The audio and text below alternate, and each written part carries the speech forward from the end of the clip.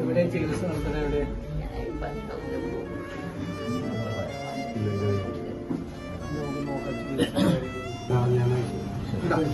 ജനങ്ങളോട് ചെയ്യാം, അങ്ങനെ ചെയ്യാതിരിക്കുന്നത് മുഴുവൻ കാര്യങ്ങളും ചെയ്യണം.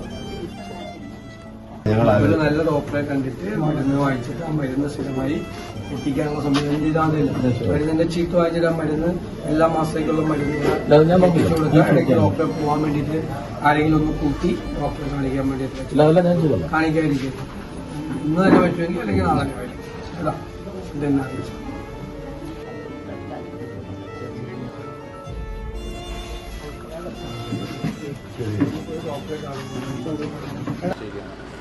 വീടാണ്.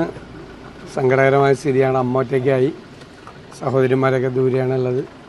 അമ്മയ്ക്ക് താമസിക്കാനൊരു വീട് പോലും ഇല്ല. ആ സ്ഥലത്ത് വീട് പോലും വയ്ക്കാൻ പറ്റില്ല. അപ്പോൾ സർക്കാർ വാക്ക് കൊടുത്തിട്ടുണ്ട്, സ്ഥലം കണ്ടുപിടിച്ച് വീട് വെച്ച് കൊടുക്കുന്നുള്ളൂ. അത് എത്രയും പെട്ടെന്ന് അവർക്ക് ചെയ്തു കൊടുക്കണം. പിന്നെ അവർക്ക് രോഗിയാണ് അവർ. അപ്പോൾ അവരുടെ ചികിത്സാ കാര്യങ്ങൾ ഞങ്ങൾ ഏറ്റിട്ടുണ്ട്.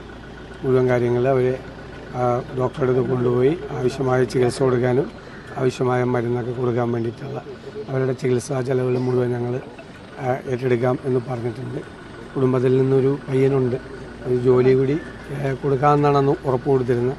ആ ജോലി കൂടി കൊടുത്തു കഴിഞ്ഞാൽ ആ കുടുംബത്തിന് ജീവിച്ചു പോകാൻ പറ്റും. അല്ലാത്ത പരിതാപകരമായ ഒരവസ്ഥയുണ്ട്. നമ്മളെല്ലാവരുടെയും പ്രാർത്ഥനകളുണ്ടായിട്ടും തിരിച്ചു വരാൻ പറ്റിയില്ല ജോലിക്ക്.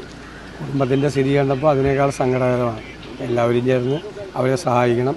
നേരത്തെ പറഞ്ഞ മാതിരി ഒരു സുപ്രീം കോടതി വിധിയുണ്ട്, ഇങ്ങനെ മാലിന്യ നീക്കം ചെയ്യുന്നവർക്ക് നഷ്ടപരിഹാരം 30 ലക്ഷം രൂപയെങ്കിലും കൊടുക്കണം.